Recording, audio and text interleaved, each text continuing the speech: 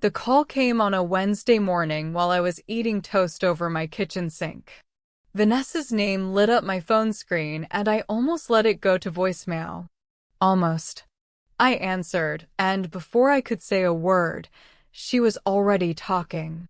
She told me the house had offers, that she had handled everything, that I really didn't need to worry. I set down my toast slowly. I asked her which house. She paused just long enough to tell me everything I needed to know before she answered. Our mother's house. The one on Carver Street with the green shutters and the porch swing Mom had repainted every spring without fail. The one that was supposed to be mine and Vanessa's equally, by law, by the will we had both watched our mother sign. The one I had not agreed to sell. My voice stayed calm. That's something I learned young, staying calm when the ground is disappearing under your feet. I told her I hadn't authorized a sale. She laughed, light and easy, the way she always laughed when she thought I was being difficult. She said it was already in motion, that I'd thank her later, that she was just being practical. I hung up the phone and stood very still in my kitchen for a long moment. Then I picked up a different phone. Marcus Webb answered on the second ring. My name is Mara Sinclair. I'm 34 years old and I've spent most of my life being the quieter one. Not shy, just careful. I grew up in a house where noise meant attention and attention meant comparison, and comparison always ended the same way. Vanessa would win. She was 4 years older, 6 inches taller, and born with the kind of confidence that fills a room before the person does. My mother loved us both, I believe that. But there is a difference between love and celebration, and Vanessa was the one who got celebrated. I learned early to find my own kind of quiet pride. I studied hard, got a scholarship nobody made a fuss over, graduated, worked my way into hospital administration, and built something steady. I didn't broadcast it. That was never my style. Vanessa became a real estate agent, which suited her perfectly. She could sell anything, including a version of herself that made people feel lucky just to know her. Our father passed when I was 19. Our mother held the family together after that with the same quiet determination I think I inherited from her. She saved carefully, lived simply, and made sure the house on Carver Street stayed in the family. She told me once that house was her proof that she had built something real. I never forgot that. 3 years before Vanessa's phone call, there was a birthday party. Mom had turned 68 and the whole family gathered at Aunt Patricia's house, cousins, aunts, uncles, people I only saw at holidays and funerals. I came straight from a 12-hour shift, still wearing my work clothes. I hadn't had time to change. Vanessa was already there, effortless in a wrap dress, holding court near the dessert table. She saw me walk in and her eyes did that quick sweep from my shoes to my face, the kind of look that takes half a second and says everything. She waited until the room was full and conversation had settled before she said it. Loud enough to carry. She told everyone I had finally shown up, asked if I'd come straight from mopping floors, and then laughed to soften it, making it sound like affection. The room laughed with her. Some people looked away. My mother's smile tightened, but she said nothing. My father's sister actually reached over and patted my hand like I needed consoling. I stood there and absorbed it the way you absorb a cold wind, by deciding not to let it show. But I remember exactly how many people were in that room. I counted them after. 29. And not one of them said it wasn't funny. I smiled, got a plate of food, and sat in a corner. I filed it away somewhere quiet and deep. Mom died 14 months after that birthday. A stroke, sudden and total, the kind that doesn't give you time to prepare or say the right things. I was the one who got the call at 2 a.m. I was the one who drove to the hospital and sat with her through the night while Vanessa caught a morning flight from Phoenix. I was the one who spoke to the doctors, signed the forms, and held my mother's hand when she stopped breathing. I arranged the funeral. I negotiated with the funeral home. I called the relatives, including the ones who had laughed at me 3 years earlier. Vanessa arrived looking stricken and beautiful, and people gathered around her because grief looks more dramatic on certain faces. At the reception, someone told me I was so strong. They meant it as comfort. It landed like a stone. The will was clear. Marcus Webb had drafted it 2 years before, and he walked us through it at his office the week after the burial. The house on Carver Street and the savings account, $94,000 accumulated over a lifetime of discipline, were to be divided equally between Vanessa and me. Both names required for any transaction. Both signatures mandatory. Marcus had been our family's attorney for 15 years. He printed everything in large, clear type because he knew our mother's eyes had been going. He kept every document. That detail would matter more than I knew. I gave myself 3 weeks of grief before I started paying attention. That's the thing people don't understand about being the steady one. The grief doesn't disappear. It just waits politely until you have space for it. In those 3 weeks, I noticed small things. A call from the bank that I assumed was routine. A voicemail from an unfamiliar real estate number. A text from my cousin Brent, who worked in mortgage processing at a regional bank, checking in with a casualness that felt slightly rehearsed. I didn't act on any of it immediately. I just noted it. Then Vanessa called about the house, and the noting became something else entirely. After I hung up on her, I called Marcus. He listened without interrupting, which is one of the things I have always valued about him. When I finished, he asked me one question. He asked if I had signed anything in the past 60 days. I told him I hadn't. He said he would make some calls. That same evening, I drove past the house on Carver Street. There was a real estate lockbox on the front door. The porch swing was still there, freshly painted green, exactly the way my mother had left it. I sat in my car and looked at it for a long time. Then I drove home and started making my own calls. Marcus called me back the next morning with the kind of measured calm that told me what he'd found was worse than I had expected. The savings account had been moved. 47 days after my mother's death, someone had initiated a transfer out of the estate account and into a joint account Vanessa had opened under both our names, except I hadn't opened it with her. My signature on the account opening documents did not match any signature Marcus had on file for me. He read that last part carefully, deliberately, letting it settle. I asked him to say it plainly.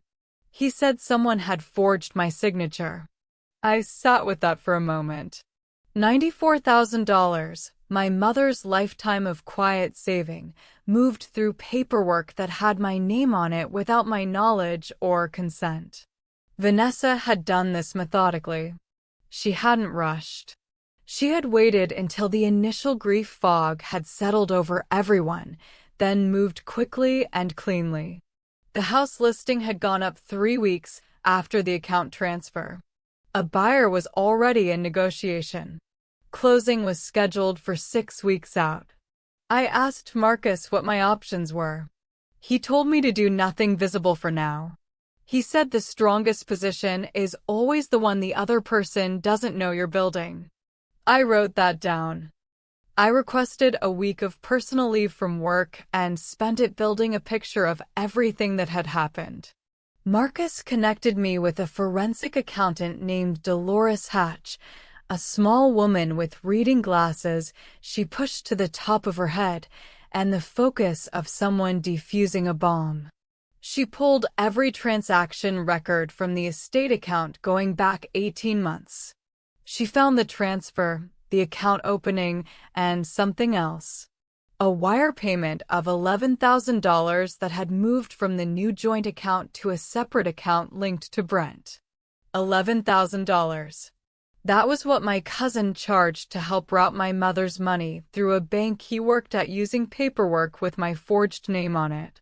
Dolores laid it out in a spreadsheet that was almost beautiful in its clarity. Every movement, every date, every account number. I stared at it for a long time. Brent had been at the birthday party 3 years ago. He had been one of the people who laughed. I thought about that, and then I put it away because emotion was not useful here. What was useful was documentation. Marcus began the process of filing a formal complaint with the state banking authority. He also quietly contacted the county recorder's office about the house listing. Dolores kept building the picture. I went back to work and told no one. Vanessa called twice that week. I let both calls go and texted back that I was swamped at work. She sent a long message explaining how the sale was really the most sensible thing for both of us, how maintaining the property would be a burden, how she had found a wonderful buyer, how Mom would have wanted this. That last sentence made something tighten in my chest. My mother would not have wanted this. My mother had told me in the last real conversation we had, sitting on that porch swing on an October afternoon, that the house was proof. Proof that she had worked and saved and built something that would outlast her. She had looked at me when she said it, not Vanessa, who hadn't visited in 8 months at that point. I did not respond to Vanessa's message.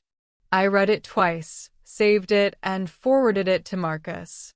Anything Vanessa put in writing was useful. She didn't seem to realize that.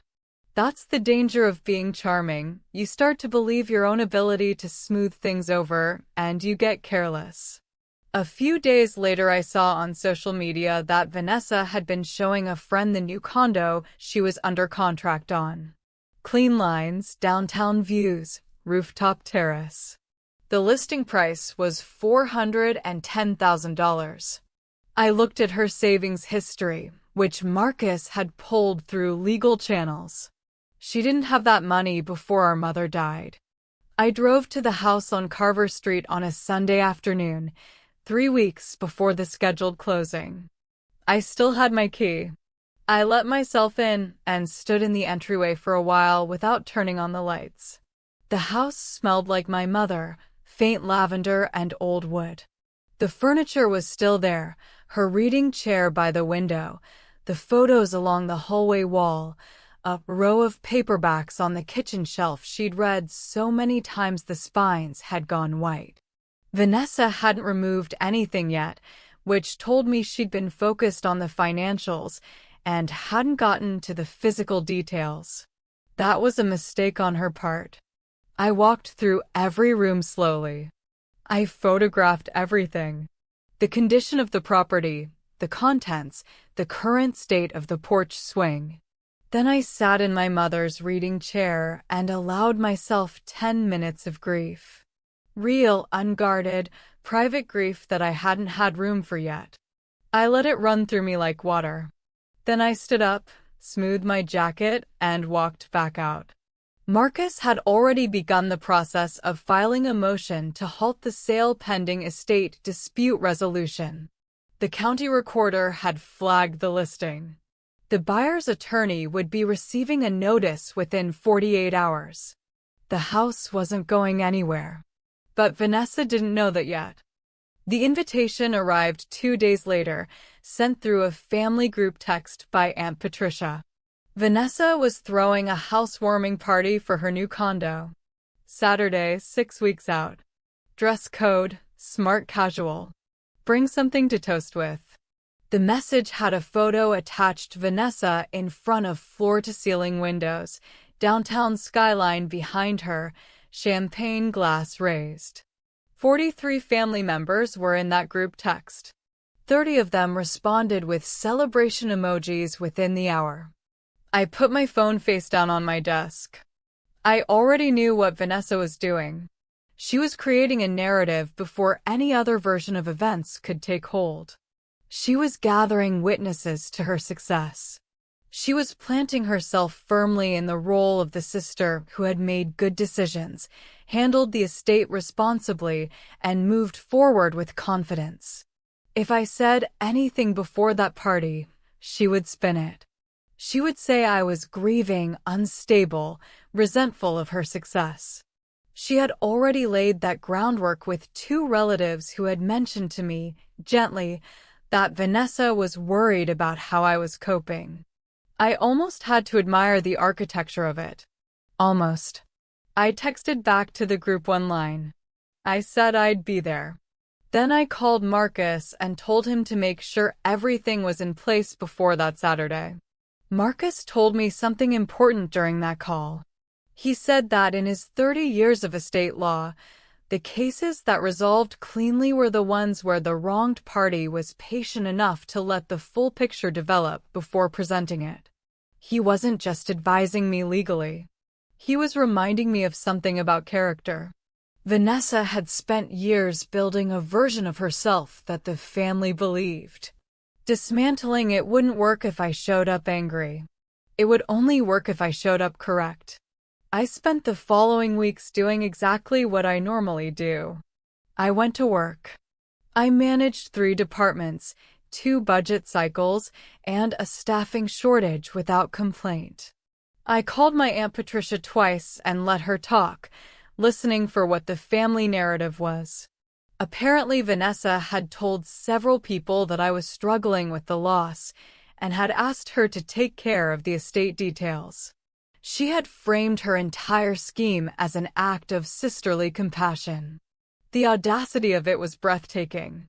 I also contacted the buyer's agent directly and explained simply that the property was under a legal hold pending estate resolution, that my attorney had filed the appropriate notices, and that any closing before that resolved would expose the buyer to significant liability. The agent went quiet for a very long moment. Then she said she'd be speaking with her clients. The sale quietly stalled without a single confrontation. Dolores finished her full financial report 10 days before the party. She had found everything. The forged signature, the account routing through Brent's institution, the $11,000 payment, and one additional detail that hadn't surfaced before.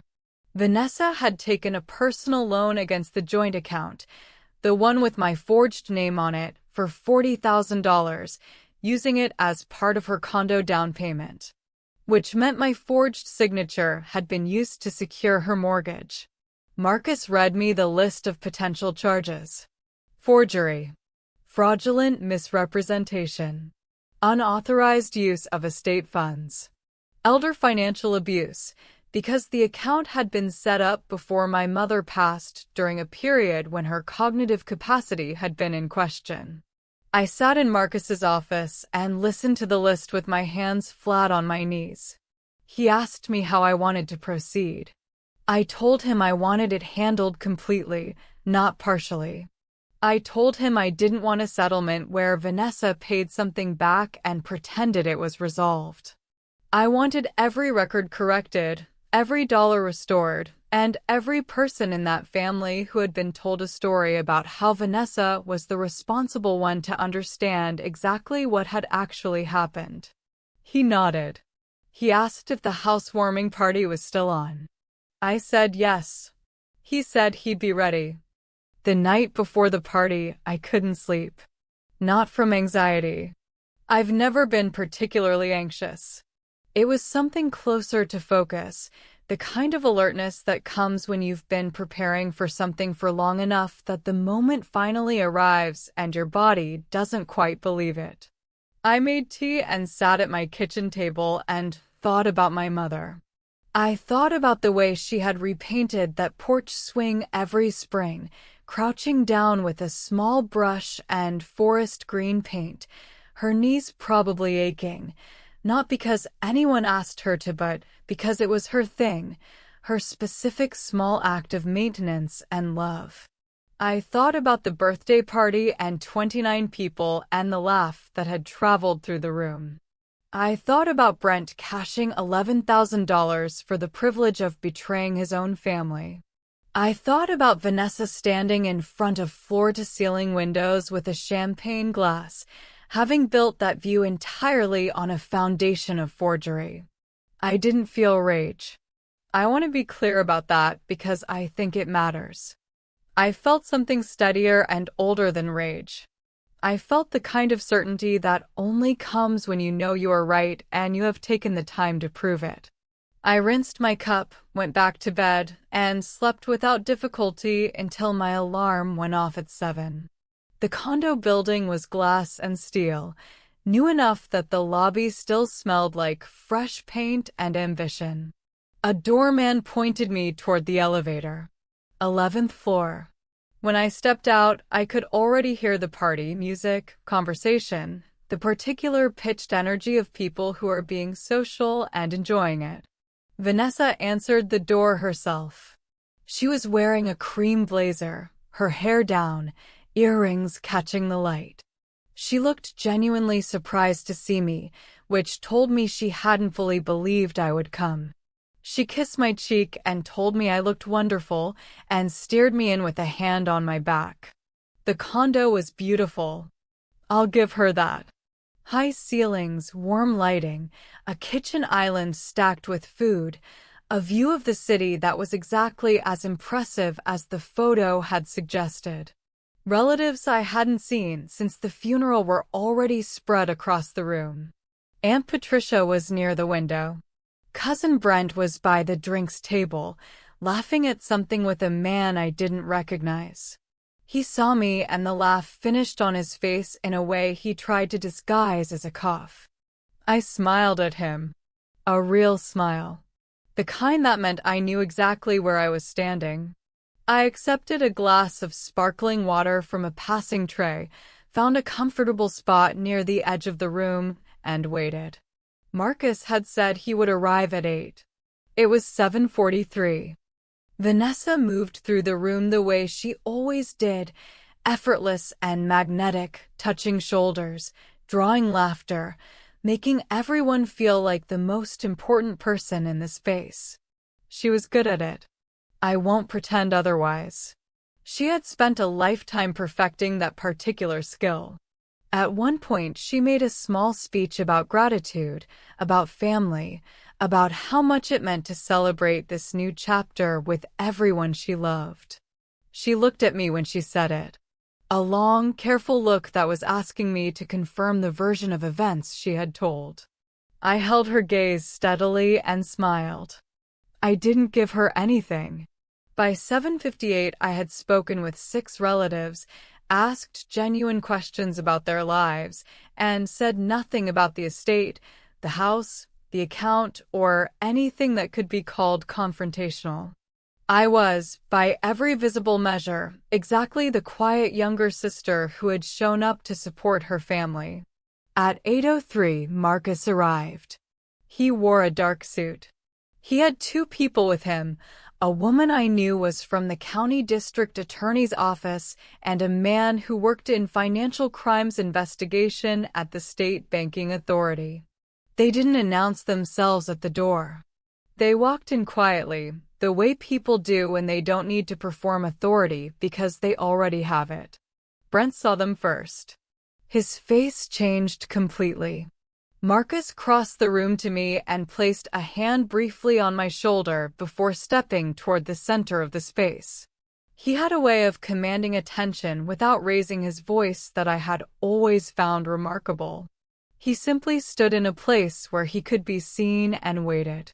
Conversations began to drop away by sections until the room was almost entirely quiet. Vanessa turned from a group near the kitchen, her expression still warm with expectation of something celebratory. It shifted the moment she registered Marcus's face. She took 2 steps toward him and said his name carefully, like a question. He told her he was sorry to interrupt the evening. He said it sincerely. He wasn't there to be theatrical. He was there because he had filed a court notice that morning requiring that all parties to the estate be formally notified in person before the banking authority executed a freeze on the disputed accounts. He explained this plainly to the room, not just to Vanessa. He used simple language. He said that the estate of their mother, Eleanor Sinclair, had been subject to an unauthorized transfer of funds. That a signature used to open a joint account had been forensically confirmed as a forgery. That a property listing had been entered into without the consent of the co-beneficiary. That an employee of a regional bank had received payment in connection with these transactions. He let each sentence stand on its own. The room absorbed it in silence. Vanessa found her voice faster than I expected. That was always her strength, recovery. She told the room it was a misunderstanding, that everything had been agreed upon informally, that Mara had been struggling and she had been trying to protect her.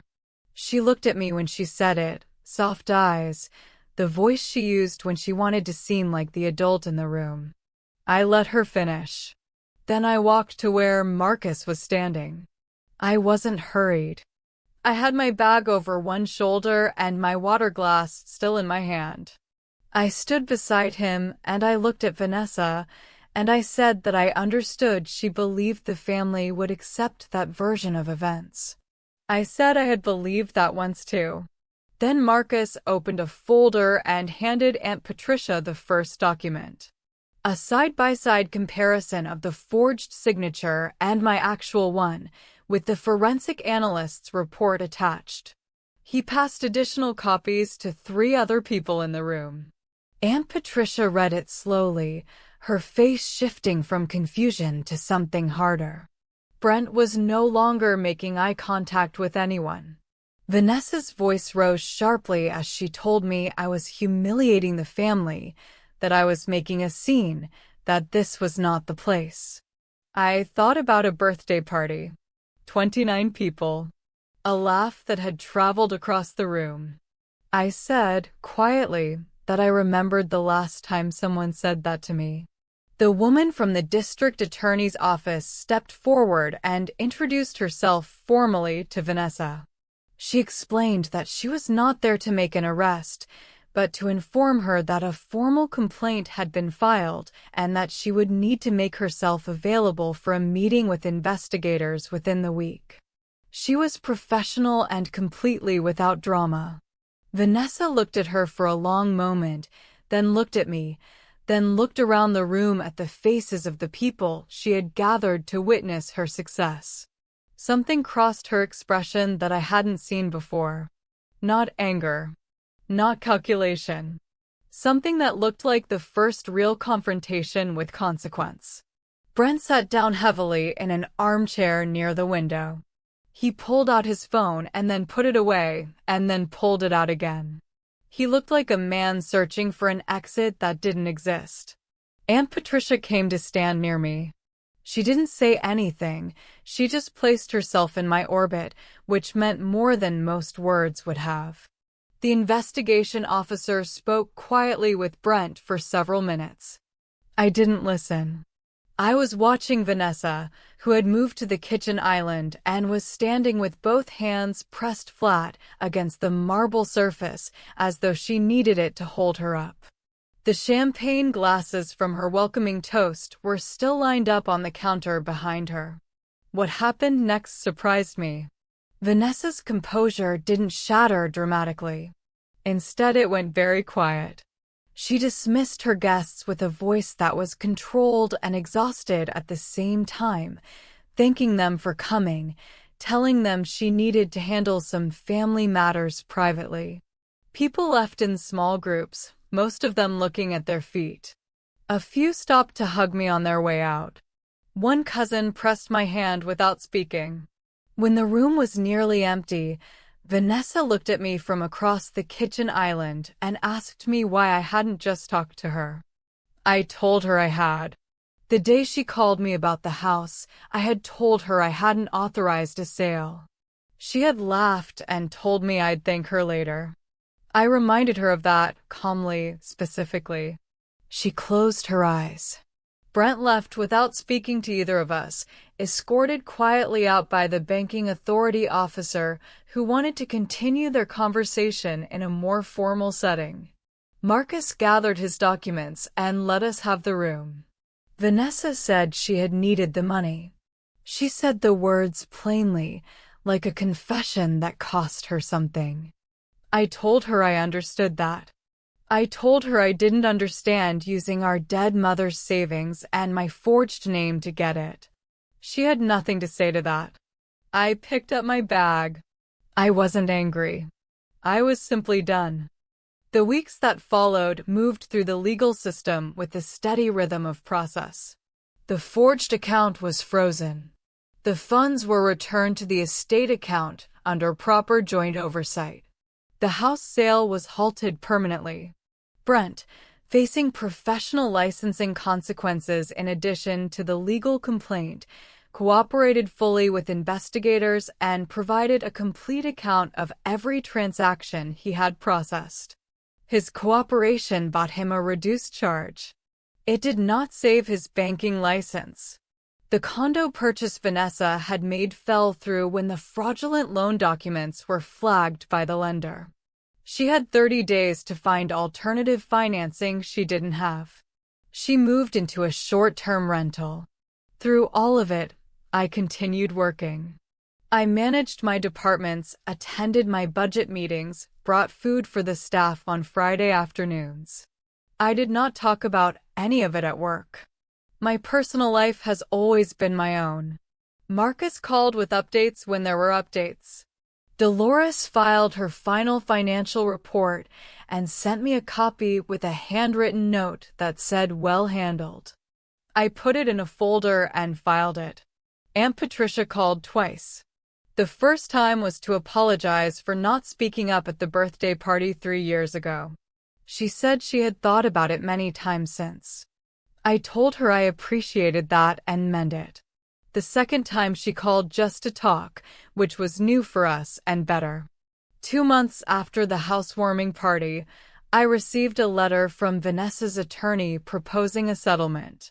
She would repay the $94,000 in installments, acknowledge the improper transfer in writing, and relinquish any claim to the family home in exchange for the criminal complaint being reduced to a civil matter. I read it twice. Then I called Marcus. He told me the offer was legally sound and that accepting it would be the faster path to resolution. I told him I needed to think about it for a week. During that week, I drove to Carver Street 3 times. Each time I sat on the porch swing and thought about my mother. I thought about what she had built and why. I thought about what I wanted the house to become. I thought about the difference between punishment and consequence and whether I was after one or the other. On the 7th day, I called Marcus back and told him I would accept the settlement under one condition.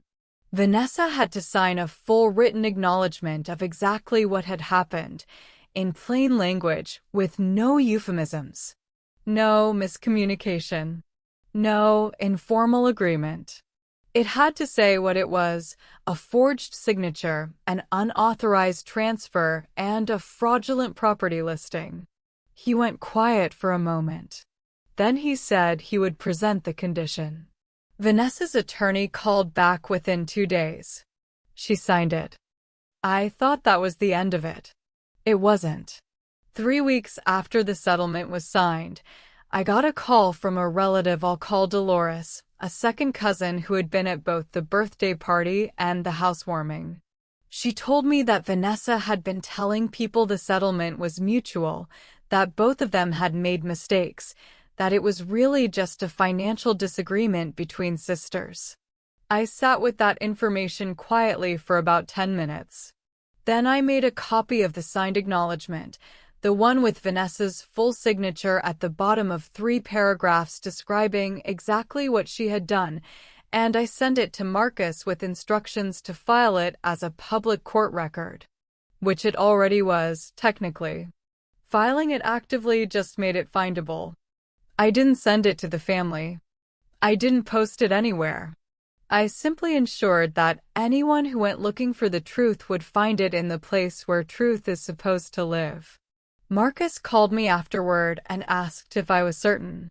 I said yes. He said he thought my mother would have done the same thing. I told him that was the first time I had cried since the settlement. He gave me a moment, and then he kept talking, which was exactly the right thing to do. The installment payments began arriving on schedule the following month. Each one deposited quietly into an account I had opened for a specific purpose. I renovated the house on Carver Street over 8 months. I didn't hire it out entirely. On weekends, I would drive over and work alongside the contractor, painting walls, refinishing floors, making decisions about what to keep and what to replace. I kept the reading chair. I kept the paperbacks, even the ones with the white spines. I restrung the porch swing myself with new rope and repainted it forest green, the exact color my mother had always used. I found the paint can in the garage with her handwriting on the lid. I kept the can after I was done. In month 4 of the renovation, I met with a nonprofit housing coordinator named Sylvia Park, who ran a program that placed women leaving unstable situations into transitional housing while they rebuilt financial stability and returned to the workforce. We had coffee and I told her about the house. She looked at me for a long time when I finished. She asked me why I wasn't keeping it for myself. I told her the house was always meant to prove something. That my mother had built it as evidence that steady, quiet effort creates something real. I said I thought it could keep proving that for other people who needed to see it. Sylvia said she would need to see the property. We drove over together that afternoon. She stood on the porch swing and looked at the street for a moment and then turned to me and said she thought we could make something good here. I told her I already knew that. The call from Vanessa came on a Tuesday evening, 8 months after the settlement. My phone screen lit up, and I looked at her name for a moment before answering. She sounded different. Not the confident, effortless voice I had grown up against. Something quieter, rougher at the edges. She told me the short-term rental had ended. That the friends she had counted on hadn't materialized the way she'd expected. That she had been applying for positions at real estate agencies and finding that the professional community was smaller than she'd realized, and that word traveled. She didn't ask directly for anything. She circled around it. At some point, she mentioned the house on Carver Street, whether I had done anything with it yet. I told her yes. I told her I had renovated it and partnered with a transitional housing program for women rebuilding after difficult circumstances. I heard her breath on the line. I wasn't cruel about it. I wasn't cold. I just told her the truth in the same plain language I had always used. I told her I had put our mother's savings to the use our mother would have chosen. I told her I hoped she found stable ground. I told her I meant that, and I did. We don't choose our families, but we choose what we do with what they leave us. I said goodbye gently and set the phone down. The first resident moved into the Carver Street house on a Thursday morning in April. Her name was Denise. She had 2 garbage bags of belongings and a folder of job applications, and the careful look of someone who had stopped trusting good things quickly. I showed her around the house myself. I showed her the kitchen, the reading chair, the paperbacks she was welcome to use. When we got to the porch, I showed her the swing. I told her the woman who had owned this house had repainted it every spring for as long as anyone could remember, that she had done it not because anyone asked, but because it was her specific act of faith in the future. Denise ran her hand along the armrest and didn't say anything for a while. Then she asked if she could sit on it. I said of course.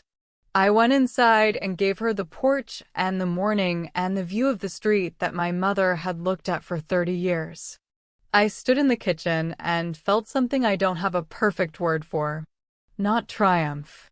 Not relief, exactly. Something closer to alignment.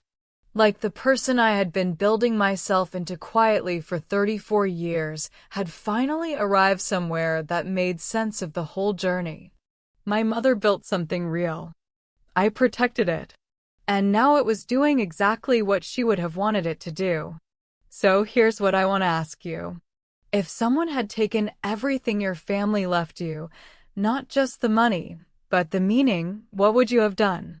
Leave it in the comments. I want to know.